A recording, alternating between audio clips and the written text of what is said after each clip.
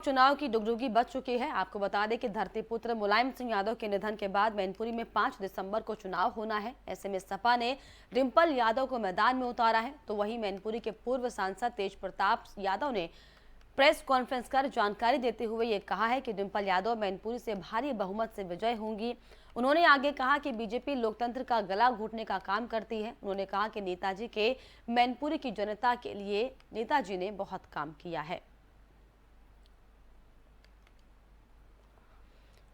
तो मैनपुरी सीट पर आपको बताएं कि उपचुनाव को लेकर अब सियासत जो है वो तेज हो चुकी है, क्योंकि जिस तरीके से समाजवादी पार्टी ने साफ तौर पर डिंपल यादव को मैदान में उतारा है, तो इसी में अब ये साफ तौर पर देखने वाली बात होगी कि आखिर बीजेपी इसमें अपना कौन सा उम्मीदवार डिंपल यादव के सामने खड़ा करती है। क्योंकि जिस तरीके से मैनपुरी जो सीट है वो सपा का गढ़ कह सकते हैं, क्योंकि मुलायम सिंह यादव यहाँ से हमेशा से जो है लोकप्रिय नेता यहाँ के रहे हैं, और इसीलिए अब जब उनका निधन हो चुका है तो ऐसे में आखिर कौन मैनपुरी को संभालेगा, इसको लेकर लगातार अब जो है राजनीतिक गलियारों में हलचल तेज है। और इसी कड़ी में समाजवादी पार्टी ने मुलायम सिंह यादव की बड़ी बहू डिंपल यादव पर ही हालांकि आपको बताएं कि विश्वास जताया, और ऐसे में अब सभी की निगाहें इस बात पर टिकी हुई है कि आखिर बीजेपी इस पर क्या फैसला लेगी, आखिर बीजेपी की तरफ से कौन सा बड़ा दांव डिंपल यादव के सामने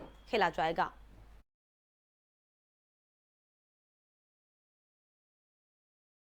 और इस पर खास जानकारी के लिए श्याम किशोर हमारे संवाददाता मैनपुरी से जुड़ गए।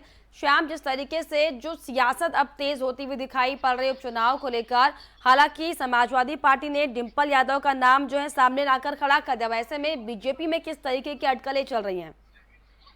जी बताना चाहेंगे, बीजेपी कार्यकर्ताओं की कल मंथन, गुरुवार को मंथन हुआ, जिसमें प्रदेश महामंत्री धर्मपाल सिंह गुरुवार को मैनपुरी आए हुए थे। कार्यकर्ताओं के साथ कल सहमति नहीं हो पाई है, लेकिन बीजेपी कार्यकर्ताओं का कहना है कि 2 लाया जाएगा। हाँ जी श्याम किशोर जी, आपकी आवाज जो है वो साफ नहीं आ पा रही है, अगर आप नेटवर्क एरिया में आकर बात करें।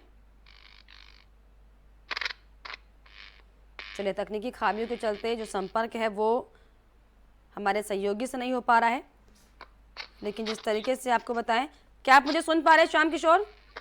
जी सर, सुन पा रहे हैं आप मुझे? आवाज आ रही है? आ रही है। चलिए बताइए, आप कुछ बता रहे थे कि मैनपुरी में किस तरीके की हलचल है। जी, मैनपुरी में कल प्रदेश महामंत्री धर्मपाल सिंह जी आए थे। मैनपुरी में कार्यकर्ताओं के साथ कल बैठक की गई है। प्रत्याशी को लेकर के 1-2 दिन में मंथन चल रहा है, क्लियर कर दिया जाएगा। आज सपा ने डिंपल यादव को जैसे ही किया है, उसके बाद मंथन जारी भाजपा में है। अब कौन लाया जाता है? सबसे बड़ी बात यह है कि मैनपुरी लोकसभा में यादव मतदाता अधिक होने के कारण मंथन चल रहा है कि किसको लाया जाए।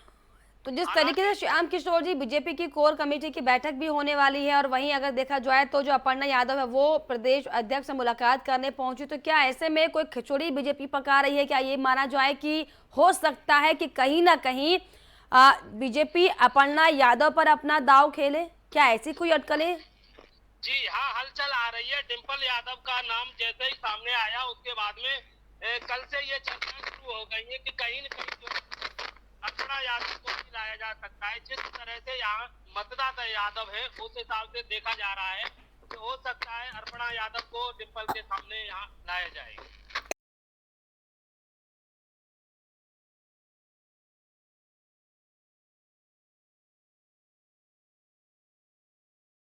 शुक्रिया आपका तमाम जानकारी। तो आपको बताएं कि जिस तरीके से मैनपुरी सीट पर जो कौतूहल लगातार बना हुआ है कि आखिर बीजेपी अब अपने कौन से उम्मीदवार को यहां से खड़ा करती है, और आखिर क्या दाव बीजेपी का अगला होगा, इस पर अब सभी की निगाहें टिकी हुई। लेकिन आपको बताएं कि मैनपुरी सीट को लेकर अब जो है सियासत है जो बहुत ज्यादा गर्माती हुई दिखाई पड़ रही है, और इसी को लेकर साफ तौर पर जो समाजवादी पार्टी के नेता हैं वो ये कहते हुए दिखाई पड़ रहे हैं कि मैनपुरी डिंपल ही संभालेंगे। हालांकि देखने वाली बात होगी कि बीजेपी पर इन तमाम जो स्टैंड समाजवादी पार्टी की ओर से लिया गया है, क्या असर होता है, और उसका असर किस तरीके से सामने आता है कि बीजेपी अपने कौन से उम्मीदवार का नाम मैनपुरी सीट के लिए तय करती है।